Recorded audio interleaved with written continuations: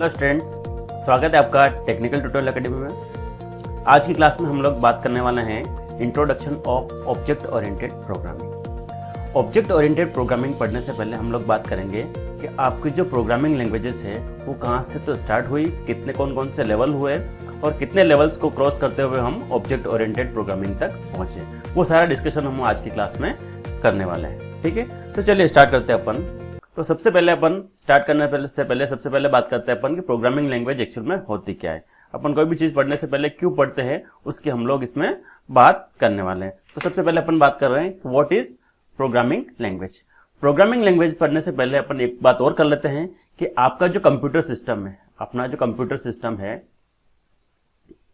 ठीक है, वो दो पार्ट से बना हुआ है। कौन कौन से पार्ट है? एक तो पहला पार्ट है अपना हार्डवेयर, ठीक है, और सेकंड वन इज सॉफ्टवेयर। ठीक, सॉफ्टवेयर पार्ट, ये दो पार्ट से अपना कंप्यूटर सिस्टम बना हुआ है। ठीक है, अब हार्डवेयर की बात करें अपन तो हार्डवेयर के अंदर आपके कौन कौन सी चीज आती है अपने पास?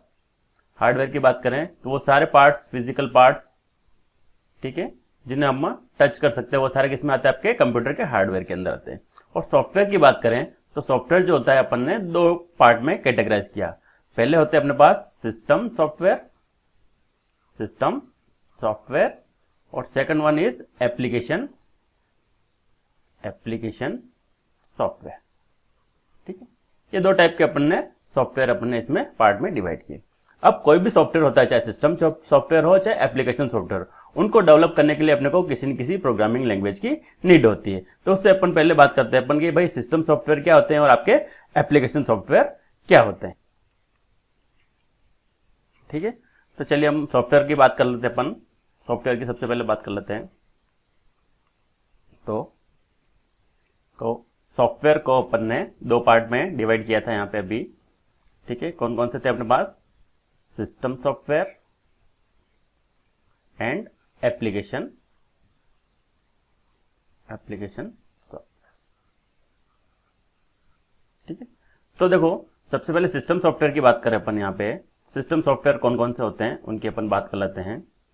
सिस्टम सॉफ्टवेयर की बात करें तो वो सारे सॉफ्टवेयर जो किसी भी कंप्यूटर सिस्टम को रन करने के लिए, कंट्रोल करने के लिए यूज में आते हैं, वो सब किसमें आता है? आपके सिस्टम सॉफ्टवेयर के अंदर। एग्जांपल की अगर बात करें तो आपका जो ऑपरेटिंग सिस्टम है, आपका विंडोज है, चाहे लिनक्स हुआ, यूनिक्स हुआ, मैक ओएस हुए, और भी बहुत सारे आपके सॉफ्टवेयर के आपके ऑपरेटिंग सिस्टम्स होते हैं, वो सारे किसमें आता है? आपके सिस्टम सॉफ्टवेयर के अंदर।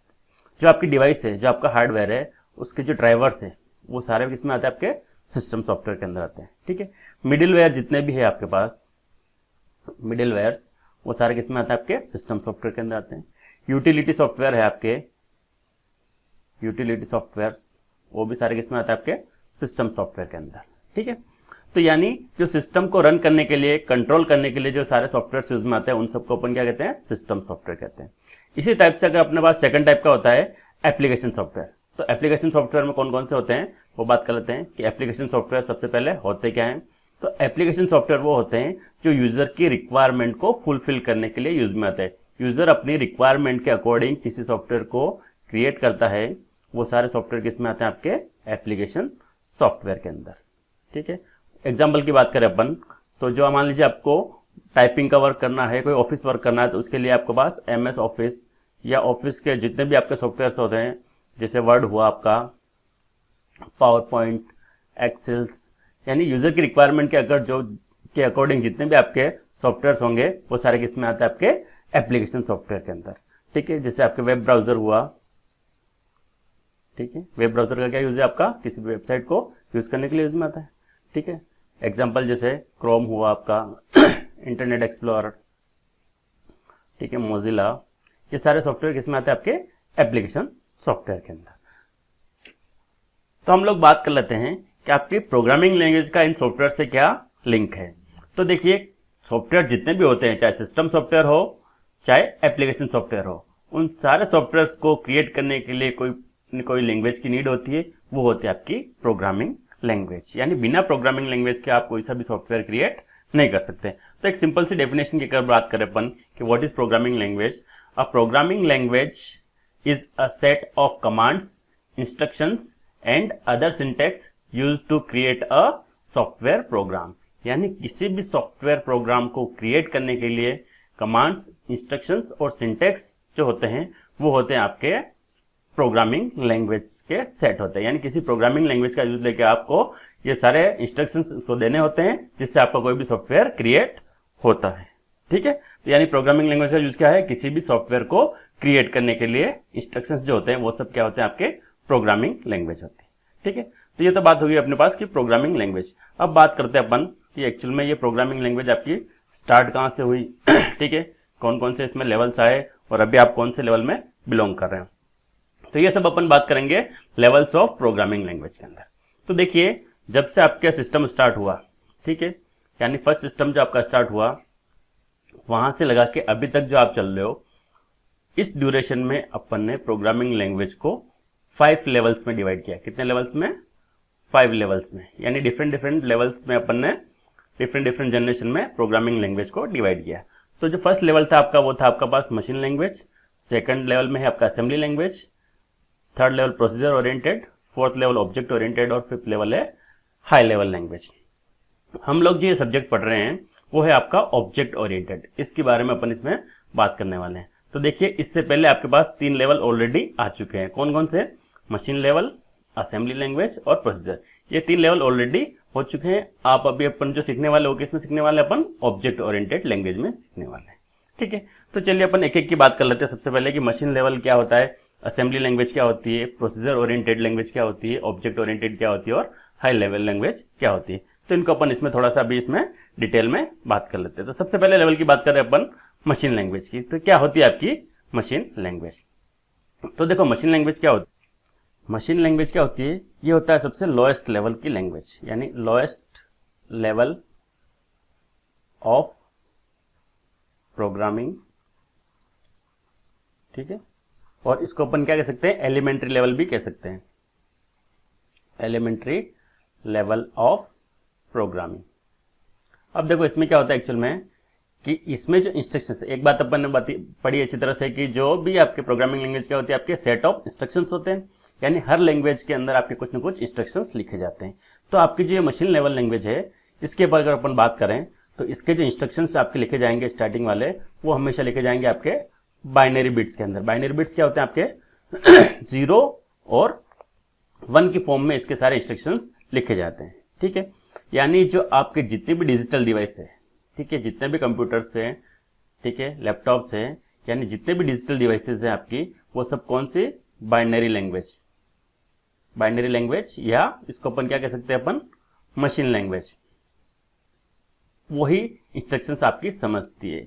ठीक है, यानी मशीन लैंग्वेज क्या हुई आपके, ये सारे इंस्ट्रक्शंस जो है मशीन लेवल को किसमें लिखे जाएंगे, आपके 0 और 1 की फॉर्म में। जैसे मान लीजिए इंस्ट्रक्शन देना सिस्टम को, तो अपने को क्या इनपुट देना पड़ेगा, 0 1 1 0, इस तरह से आपके कुछ भी इंस्ट्रक्शंस आपके इस तरह से लिखे होते हैं। ये सारे इंस्ट्रक्शंस डायरेक्टली कहाँ पे जाते हैं, आपके मशीन को जाते हैं, यानी मशीन ही इन इंस्ट्रक्शंस को समझ सकती है और यूजर जो है उसको, यूजर भी इसको समझ सकता है। अब बात कर रहे हैं अपन कि सारे इंस्ट्रक्शंस हमेशा किसमें लिखे जाएंगे, आपके बाइनरी बिट की फॉर्म में। ठीक है, तो अब बात करते हैं अगर आपने मशीन को कोई भी इंस्ट्रक्शंस 0101 के फॉर्मेट में दिया है, ठीक है, और आपका सिस्टम है वो भी क्या है, 0101 बाइनरी बिट्स वाली लैंग्वेज को इजीली अंडरस्टैंड करता है, तो आपको किसी भी ट्रांसलेटर की जरूरत नहीं होगी। आप डायरेक्टली अपने इंस्ट्रक्शंस आप इसको सिस्टम को दे सकते हो और आप अपना काम करवा सकते हो। ठीक है, तो बात कर रहे हैं अपन कि अगर आपके कोई भी प्रोग्राम्स इंस्ट्रक्शंस अगर आपके मशीन लैंग्वेज में लिखे हैं तो उसके क्या क्या एडवांटेजेस हैं और उसके क्या क्या डिसएडवांटेजेस की अगर अपन बात करें, तो सबसे पहले बात कर रहे हैं अपन कि machine language make fast and efficient use of computer. Fast और एफिशिएंट यूज क्यों है, क्योंकि एक तो आप क्या कर रहे हो, डायरेक्टली इंस्ट्रक्शंस जो डायरेक्टली किसको दे रहे हो, मशीन को दे रहे हो, यानी कोई भी ट्रांसलेटर आपका बीच में वर्क नहीं कर रहा है, यानी डायरेक्टली इंस्ट्रक्शंस कहाँ जा रहे हैं, मशीन को जा रहे हैं। तो एज कंपेयर टू मीडिएटर, ये डायरेक्टली इंस्ट्रक्शन जा रहे हैं, तो ये क्या है आपका फास्ट लैंग्वेज है और एफिशिएंट लैंग्वेज है। उसके बाद it require no translator to translate the code, it is directly understood by the computer, यानी कंप्यूटर आपका सिस्टम है वो क्या समझता है, आपकी 01 फॉर्मेट को समझता है और आप भी उसको क्या इनपुट दे रहे हो, 01 के फॉर्मेट में सारे इंस्ट्रक्शंस दे रहे हो। तो यानी जो है इसमें बीच में किसी भी ट्रांसलेटर की नीड नहीं होगी। ठीक है, तो ये इसके 2 एडवांटेजेस है। अब इसके डिसएडवांटेज क्या है कि हर पर्सन जो होता है, हर यूजर जो होता है वो इजीली मशीन लैंग्वेज को नहीं समझ सकता है, क्योंकि सारे इंस्ट्रक्शंस किसमें होते हैं, आपके 0-1 की बाइनरी बिट की फॉर्म में सारे इंस्ट्रक्शंस होते हैं, तो हर कोई भी नॉर्मल यूजर इसको इजीली नहीं समझ पाएगा। तो पहला डिसएडवांटेज क्या है इसका कि all operation codes have to be remembered, यानी हर ऑपरेशन कोड को आपको याद रखना जरूरी है। ठीक है, बाकी आपके डायरेक्टली कोई इंस्ट्रक्शंस लिखे हो तो आप इसको इजीली नहीं समझ पाओगे। उसके बाद सेकंड है इसका डिसएडवांटेज कि all memory addresses have to be remembered, जो भी इंस्ट्रक्शंस जहां पे भी स्टोर हुए हैं उनके सबके मेमोरी एड्रेस आपको याद होने चाहिए। तीसरा इसका डिसएडवांटेज क्या है, it is hard to amend और find error in a program written in the machine language, यानी जैसे मान लीजिए मैंने कोई कोड लिखा यहाँ पे, ये स्क्रीन पे कुछ भी कोड लिया, अब इसका मीनिंग क्या है मैं इजीली नहीं समझ पा रहा हूं, और मान लीजिए मैंने यहाँ पे कोई भी मिस्टेक कर ली, कोई एरर कर ली, तो उसको इजीली फाइंड भी अपन इसमें नहीं कर सकते। तो ये कुछ डिसएडवांटेजेस है कि आप डायरेक्टली मशीन को तो इंस्ट्रक्शंस दे सकते हो, लेकिन अगर उसमें कुछ भी प्रॉब्लम्स है, कुछ भी एरर्स है, तो उसको अपन इजीली रिमूव नहीं कर सकते हैं। ठीक है, तो मान लीजिए कोई भी चीज नई कब आती है, जब पुरानी चीज में कोई न कोई डिसएडवांटेज, कोई न कोई कमी रहती है। तो वही फॉर्मूला आपका यहाँ पे भी फिट होता है कि मशीन लैंग्वेज में क्या थी, ये कुछ थे इसके ड्रॉबैक्स थे, तो इनके ड्रॉबैक्स को रिमूव करते हुए अगली लैंग्वेज, अगला लेवल आया अपने पास, वो है अपना असेंबली लैंग्वेज। तो देखो मशीन लैंग्वेज में क्या मेन प्रॉब्लम थी कि जो सारे कोड थे वो किसमें लिखे जा रहे थे, आपके 0101 की फॉर्म में लिखे जा रहे थे, तो इजीली कोई भी इसको समझ नहीं पा रहा था। तो इस प्रॉब्लम को रिमूव किया आपके असेंबली लैंग्वेजेस के अंदर। अब असेंबली लैंग्वेज क्या होती है कि इसको थोड़ा सा क्या कर दिया, इसको यूजर फ्रेंडली बना दिया, यानी सारे इंस्ट्रक्शंस जो होते हैं वो किसमें लिखे जाएंगे, आपके यूनिकोड में। यूनिकोड का मतलब एक पर्टिकुलर किसी टास्क के लिए पर्टिकुलर कोड डिफाइन होता है, उस कोड में लिखे जाते हैं। जैसे फॉर एग्जांपल अगर अपन बात करें, जैसे मान लीजिए यहाँ पे लिखा मैंने एड, ठीक है, R1, R2, इसको कोई भी देख के ये समझ पा रहा है कि यहाँ पे R1 और R2 दो आपके रजिस्टर्स हैं, इनमें क्या हो रहा है, एडिशन हो रहा है। जैसे मान लीजिए मुझे सब्ट्रैक्ट करना दो वैल्यूज को, तो SUB R1, R2, इसको थोड़ा सा मैं इजीली समझ पा रहा हूँ कि यहाँ पे क्या हो रहा है, किन्हीं दो वैल्यूज का सब्ट्रैक्शन हो रहा है। तो इस तरह से असेंबली लैंग्वेज के अंदर जो इंस्ट्रक्शंस थे वो किसमें, यूनिकोड में, यानी किसी इंस्ट्रक्शंस कोड में लिखे जा रहे हैं। जैसे मान लीजिए यहाँ पे लिखा मैंने, यहाँ पे स्टार्ट, STRT स्टार्ट, इसका मतलब आपको कोई ना कोई प्रोग्राम या कोई ना कोई प्रोसेस आपको स्टार्ट करनी है। तो ये थोड़ा क्या हुआ, सिंबॉलिक फॉर्म हो गई, यानी सारे इंस्ट्रक्शंस जो है वो किसमें लिखे जाते थे, आपके सिंबॉलिक फॉर्म में इसमें लिखे जा रहे हैं।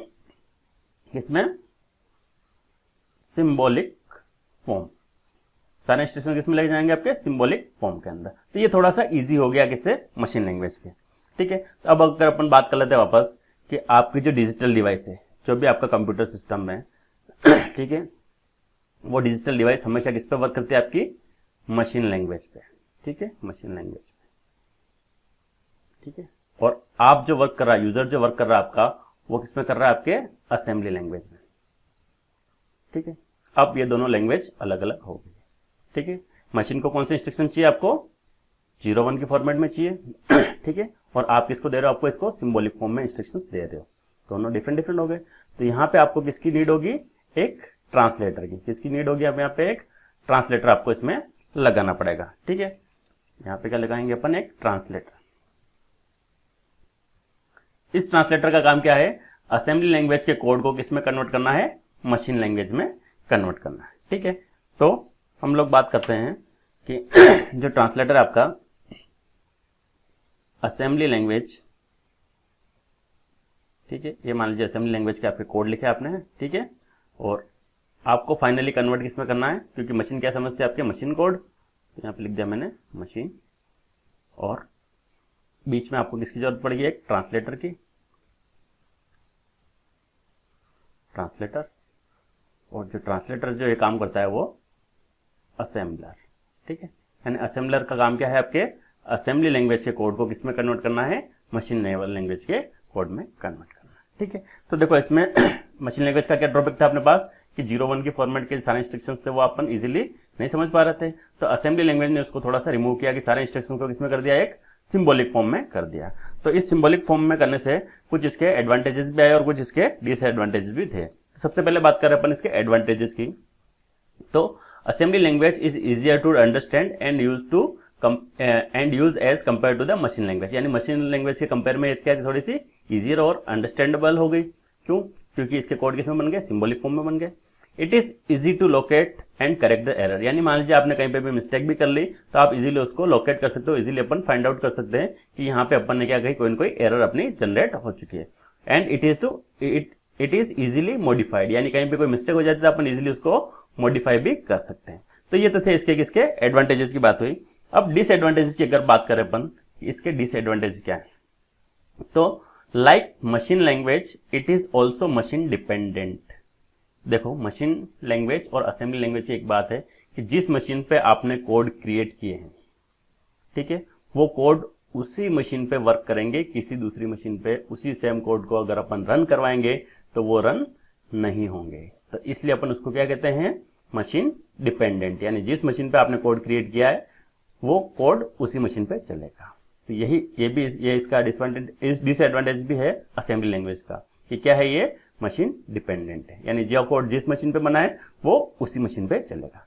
सेकंड इसका डिसएडवांटेज क्या है कि since the machine dependent the programmer is also need to understand the hardware, यानी किसी सिस्टम का हार्डवेयर क्या है, किस टाइप से वर्क करता है, तो किसी उस प्रोग्रामर को और क्या जानकारी होनी चाहिए, उसके हार्डवेयर की भी जानकारी होनी चाहिए। तो ये इसके क्या थे, डिसएडवांटेज थे। अब इन डिसएडवांटेजेस को रिमूव किया अपने थर्ड लेवल है अपने पास प्रोसीजर ओरिएंटेड लैंग्वेज। देखो प्रोसीजर ओरिएंटेड लैंग्वेज में क्या होता है कि जो इंस्ट्रक्शंस जो होते हैं आपके प्रोग्रामिंग लैंग्वेज के, वो होते हैं नॉर्मल आपके इंग्लिश के वर्ड्स, ठीक है, यानी सारे इंस्ट्रक्शंस किसमें लिखे जाएंगे, आपके इंग्लिश के वर्ड में, इंग्लिश के सिंटेक्स के अंदर लिखे जाएंगे। यानी यूजर इसको इजीली आपको क्या कर सकता है, उसको इजीली समझ सकता है। जैसे फॉर एग्जांपल बात करें कि मैंने मान लीजिए कहीं पे लिखा, मान लीजिए प्रिंट, तो इसको देख के कोई भी समझ सकता है कि मान लीजिए कहीं न कहीं प्रिंट होने की बात हो रही है, चाहे वो स्क्रीन पे प्रिंट हो रहा हो, ठीक है, चाहे किसी पेपर पे अपन कुछ न कुछ प्रिंट आउट करने वाले हैं। तो इस तरह से जो नॉर्मल इंस्ट्रक्शंस जो होते हैं वो नॉर्मल इंग्लिश के वर्ड में आपके लिखे जाते हैं, किसमें, प्रोसीजर ओरिएंटेड लैंग्वेज के अंदर।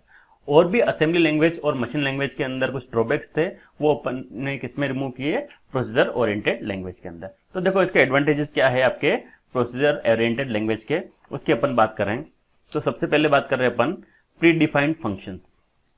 प्री डिफाइंड फंक्शंस का मतलब क्या होता है कि कुछ इनबिल्ट फंक्शंस इसमें ऐसे क्रिएट कर दिए जिसको आप इजीली कोड नहीं कर सकते हो, तो इसमें क्या किया, कुछ इनबिल्ट फंक्शन बना दिए। जैसे मान लीजिए स्क्वायर रूट, इसी वैल्यू का क्या करना है, अपने को स्क्वायर रूट निकालना है, तो इसका प्रोसीजर काफी कॉम्प्लिकेट हो जाता है अपने प्रोग्रामिंग लैंग्वेज के अंदर। तो उसके लिए इन्होंने क्या किया, इसके अंदर इनबिल्ट यानी प्री डिफाइंड फंक्शंस क्रिएट कर लिए, तो आप इजीली किसी भी वैल्यू का स्क्वायर रूट निकाल सकते हैं। जैसे साइन थीटा, कोस थीटा, ठीक है, इस तरह से जो आपके वैल्यूज जो होती है इनको भी आप इजीली इसमें कैलकुलेट कर सकते हो। तो इस तरह से कुछ इनबिल्ट फंक्शंस क्रिएट कर लिए किसमें, प्रोसीजर ओरिएंटेड लैंग्वेज के अंदर, तो वो और भी यूजर फ्रेंडली हो गया। दूसरी बात कर रहे हैं अपन लोकल वेरिएबल्स। वेरिएबल्स का जो स्कोप होता है आपका इस तरह से लोकली होता है, ये लोकल वेरिएबल को भी सपोर्ट करता है। ग्लोबल वेरिएबल्स यानी एक वेरिएबल का आप एक से अधिक प्रोग्राम में भी इसमें यूज ले सकते हो। मॉड्यूलरिटी और पैरामीटर पासिंग। मॉड्यूलरिटी का मतलब किसी एक प्रोग्राम को, मान लीजिए आपने एक सिस्टम में कोई प्रोग्राम बनाया, ठीक है, और उस प्रोग्राम को आप इजीली किसी भी एक्सटर्नल डिवाइस या किसी भी स्टोरेज डिवाइस में यूज लेके किसी दूसरे सिस्टम पे भी रन कर सकते हो। शर्त क्या होनी चाहिए कि दोनों का जो हार्डवेयर कॉन्फ़िगरेशन है, यानी इनका जो प्लेटफॉर्म है, ठीक है, हार्डवेयर कॉन्फ़िगरेशन और इनका ऑपरेटिंग सिस्टम सेम है अगर दोनों सिस्टम का, तो वो प्रोग्राम आपका इन दोनों पे रन हो जाएगा। तो उसको अपन कहते हैं मॉड्यूलरिटी, यानी एक ही प्रोग्राम को एक से अधिक सिस्टम पे, सेम टाइप के सिस्टम पे अपन रन करवा सकते हैं। तो ये फीचर्स किसमें दिया आपने, प्रोसीजर ओरिएंटेड लैंग्वेज के अंदर, ठीक है। उसके बाद पैरामीटर पासिंग, यानी एक प्रोग्राम से पैरामीटर अपन दूसरे प्रोग्राम में इसमें पास कर सकते हैं। तो इस प्रोसीजर ओरिएंटेड लैंग्वेज के अगर अपन एग्जांपल की बात करें तो एग्जांपल्स के अंदर जो लैंग्वेजेस आती है वो आती है आपके पास बेसिक, ठीक है, सी, ठीक है, फोर्ट्रैन, ठीक है, पास्कल, ये सारी जो लैंग्वेजेस हैं वो किसमें आते हैं, आपकी प्रोसीजर ओरिएंटेड लैंग्वेज के अंदर। दूसरी बात कि इन प्रोसीजर ओरिएंटेड को अपन मिडिल लेवल लैंग्वेज भी कहते हैं, क्योंकि टोटल लेवल कितने अपने पास प्रोग्रामिंग लैंग्वेज के 5 है, और प्रोसीजर ओरिएंटेड लैंग्वेज कहाँ पे बिलोंग करती है, आपकी थर्ड लेवल पे बिलोंग करती है, तो इसलिए अपन इसको मिडिल लेवल लैंग्वेज भी कहते हैं। सी को अपन क्या कहते हैं, मिडिल लेवल लैंग्वेज, वो इसीलिए अपन इसमें कहते हैं क्योंकि सी किसमें बिलोंग करती है, आपकी प्रोसीजर ओरिएंटेड लैंग्वेज के अंदर, ठीक है। अब जिस चीज में कुछ एडवांटेजेस होते हैं उसके कुछ डिसएडवांटेजेस भी होते हैं। तो डिसएडवांटेज की अगर अपन बात करें तो देखो, पहला है इसका डिसएडवांटेज कि the program code is harder to write when procedural programming is employed। यानी जो आपका एक तरह से जो प्रोग्राम है, अगर इस पर अपन एम्प्लॉय करें इसके प्रोग्राम को, तो वो एज हार्डर हो जाता है इसमें राइट करने के लिए। कैसे कि जैसे कोई कोड है अपने पास, वो अपने पास बार बार यूज आ रहा है, तो उसको अपने को क्या करना पड़ेगा, बार बार लिखना पड़ेगा, और इसलिए उसको क्या करना पड़ेगा, एम्प्लॉय करने में काफी इसमें डिफिकल्टी आती है। सेकंड इसका डिसएडवांटेज क्या है, the procedural code is often not reusable. Reusable का मतलब कोई चीज बार बार यूज आ रही है तो उसका अपन एक कोड बना के रख लेते हैं और उसको उस जगह पे अपन इंप्लीमेंट कर सकते हैं। तो ऐसा प्रोसीजरल ओरिएंटेड लैंग्वेज के अंदर पॉसिबल नहीं है आपका, ठीक है। यानी किसी भी कोड को आप रीयूज नहीं कर सकते, उसके लिए आपको हमेशा क्या लिखना पड़ेगा, नया कोड ही लिखना पड़ेगा। विच में pose the need to recreate the code, यानी दोबारा आपको उस कोड को लिखना पड़ेगा if is needed to use in another application, यानी किसी दूसरे एप्लीकेशन में सेम कोड चाहिए तो आपको दोबारा इसमें लिखना ही पड़ेगा। थर्ड इसका डिसएडवांटेज क्या है, difficult to relate with the real world object. Real world object जो है उसमें आप इसको इंप्लीमेंट नहीं कर सकते हो किसमें, प्रोसीजर ओरिएंटेड लैंग्वेज को, ठीक है। तो यानी प्रोसीजर ओरिएंटेड लैंग्वेज के अंदर भी कुछ न कुछ क्या था, डिसएडवांटेज थे, इनको रिमूव किया। जो अपना अगला लेवल था वो है अपना, तो अगला लेवल आता है अपने पास ऑब्जेक्ट ओरिएंटेड प्रोग्रामिंग लैंग्वेज। यानी प्रोसीजर ओरिएंटेड प्रोग्रामिंग लैंग्वेज के अंदर कुछ न कुछ ड्रॉबैक थे, उन ड्रॉबैक्स को रिमूव किया कहां पे, अपन ने ऑब्जेक्ट ओरिएंटेड प्रोग्रामिंग के अंदर, ठीक है। अब देखो क्या उसमें ड्रॉबैक थे कि जो मशीन प्रोसीजर ओरिएंटेड जो लैंग्वेज थी वो क्या थी, एक तो आपके मशीन इंडिपेंडेंट थी। क्या कोड जो थे आपके वो क्या थे, मशीन इंडिपेंडेंट। मशीन इंडिपेंडेंट का मतलब डिफरेंट मशीन पे वो आपके वर्क कर सकते हैं। कंडीशन क्या थी उनका, प्लेटफॉर्म जो है उसका, यानी ऑपरेटिंग सिस्टम है, हार्डवेयर कॉन्फ़िगरेशन क्या होना चाहिए, सेम होना चाहिए। यानी अलग अलग प्लेटफॉर्म पे आपके वो कोड नहीं चल सकते, यानी सेम प्लेटफॉर्म पे आपके वो कोड चल सकते हैं। तो ये क्या था, उसका एक ड्रॉबैक था। तो इस ड्रॉबैक को रिमूव किया किसमें, ऑब्जेक्ट ओरिएंटेड में। कि कैसे, जैसे मान लीजिए फॉर एग्जाम्पल हम लोग बात कर रहे हैं अपन कि जैसे मैंने किसी कंप्यूटर सिस्टम पे कोई कोड क्रिएट किया, ठीक है, उस कोड को अपने को कहां चलाना है, किसी वॉच के अंदर। वॉच के अंदर, या अपन एक एग्जांपल लें कि किसी वॉशिंग मशीन के अंदर, ठीक है। अब वॉशिंग मशीन जो है आपका एक डिफरेंट प्लेटफॉर्म हो गया, ठीक है। आपका कंप्यूटर सिस्टम है वो क्या हो गया, आपका एक डिफरेंट प्लेटफॉर्म हो गया। अब ये कोड जो है, इसका कोड कहां पे चलाना है, मुझे इस वॉशिंग मशीन पे इंप्लीमेंट करना, यानी दोनों क्या हो गए, प्लेटफॉर्म अलग अलग हो गए। तो ये जो आपका कोड का जो इम्प्लीमेंटेशन है वो प्रोसीजर ओरिएंटेड प्रोग्रामिंग लैंग्वेज नहीं कर सकती। तो इसके लिए ये जो फीचर्स, नए फीचर्स कुछ इसमें ऐड हुए हैं, और नया जो लेवल आया अपना ऑब्जेक्ट ओरिएंटेड प्रोग्रामिंग, उसमें इन फीचर्स को ऐड किया। यानी आपका क्या होगा, मशीन इंडिपेंडेंट तो हो गए कोड, ठीक है, मशीन इंडिपेंडेंट तो हो गए, इसके साथ में प्लेटफॉर्म इंडिपेंडेंट भी इसमें के फीचर्स भी इसमें डाल दिए। यानी जो कोड है आपका वो दोनों मशीन पे इंप्लीमेंट हो जाएगा। यानी वो कोड किस में होंगे, आपके वॉशिंग मशीन के भी चल जाएंगे और कंप्यूटर सिस्टम के ऊपर भी चल जाएंगे। यानी इसमें क्या फीचर्स आ गए आपके नए, कि ये प्लेटफॉर्म इंडिपेंडेंट और मशीन इंडिपेंडेंट भी हो चुके हैं। तो अब इसके अगर अपन एग्जाम्पल की बात करें कि ओप्स के अंदर आपके ऑब्जेक्ट ओरिएंटेड प्रोग्रामिंग के अंदर कौन कौन सी लैंग्वेजेज आती है, वो होते हैं आपकी कोड जावा हुआ, C++, ठीक है, कोड C#, आपका जो है आपका, उसके बाद पाइथन, ये सारी जो लैंग्वेजेस आती है वो किसमें आती है, आपकी ऑब्जेक्ट ओरिएंटेड लैंग्वेज के अंदर। अब इसके एडवांटेज डिसएडवांटेजेस की बात अगर अपन करें तो देखो, सबसे पहला एडवांटेज है आपका ऑब्जेक्ट ओरिएंटेड लैंग्वेज का, वो होता है कि सॉफ्टवेयर डेवलपमेंट की जो प्रोडक्टिविटी है उसको क्या किया, इंप्रूव किया।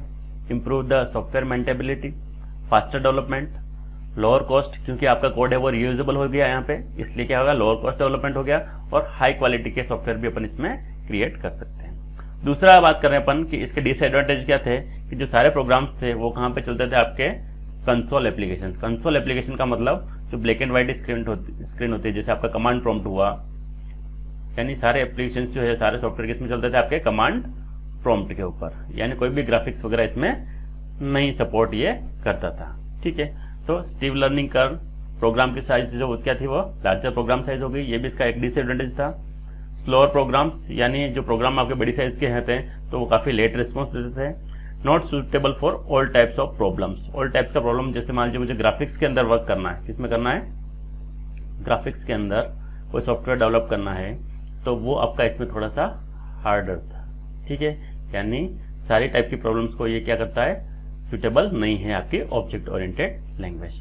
तो इन कुछ कमियों को ध्यान में रखते हुए तो हम लोग नेक्स्ट बात कर रहे हैं अपन हाई लेवल लैंग्वेजेस के बारे में कि क्या होता है हाई लेवल लैंग्वेज। तो देखो ऑब्जेक्ट ओरिएंटेड लैंग्वेज जो आपकी बेसिकली वर्क करती थी वो करती थी आपकी कंसोल एप्लीकेशन के ऊपर। कंसोल एप्लीकेशन का मतलब सारे प्रोग्राम्स जो थे आपके किसमें चलते थे, आपका ओनली कमांड प्रॉम्प्ट जो ब्लैक एंड व्हाइट स्क्रीन होती है उस पर आपके सारे प्रोग्राम्स वर्क करते थे, ठीक है। यानी कोई भी ग्राफिक्स से रिलेटेड अपने को वर्क करना होता था तो वो आपका इसमें ऑब्जेक्ट ओरिएंटेड लैंग्वेज के अंदर काफी डिफिकल्ट होता था, ठीक है। होते जाता था लेकिन काफी आपका डिफिकल्ट वाला काम था। तो इस प्रॉब्लम को रिमूव किया किसमें, हाई लेवल लैंग्वेजेस के अंदर। तो जो इसके एग्जांपल्स थे वो थे आपके पास C++ विद ग्राफिक्स, इसके बाद C#, विजुअल बेसिक्स, ठीक है, जावा, ठीक है, उसके बाद पाइथन वगैरह जो ग्राफिक्स के साथ में आती है, ठीक है। ये सारी जो लैंग्वेजेस और भी बहुत सारी लैंग्वेजेस है वो सारी किसमें आती है, आपकी हाई लेवल लैंग्वेजेस के अंदर। तो देखो इसके कुछ एडवांटेजेस थे।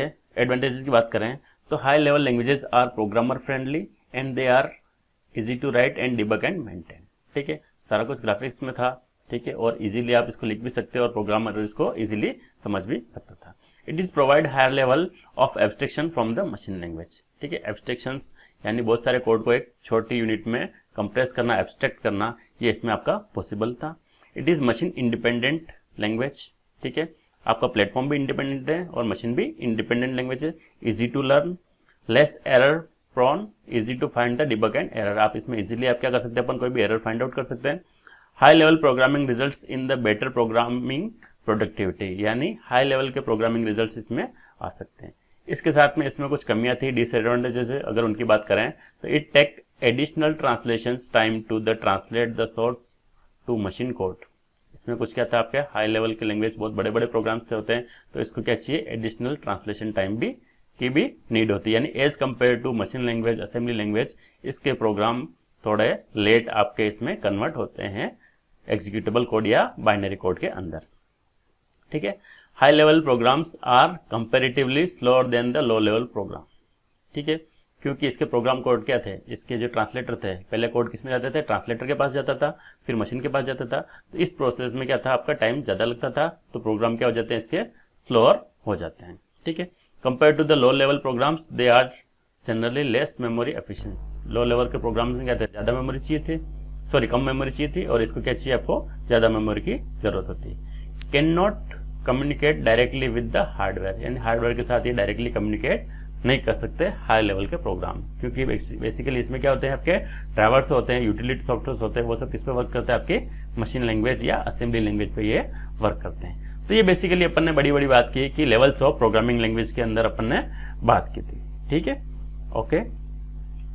तो ये तो बात थी अपने पास लेवल्स ऑफ प्रोग्रामिंग लैंग्वेज के बारे में। नेक्स्ट लेक्चर के अंदर अपन स्टार्ट करेंगे कहां से, ऑब्जेक्ट ओरिएंटेड प्रोग्रामिंग लैंग्वेज के बारे में अपन इसमें स्टार्ट करते हैं, ठीक है, ओके, थैंक यू।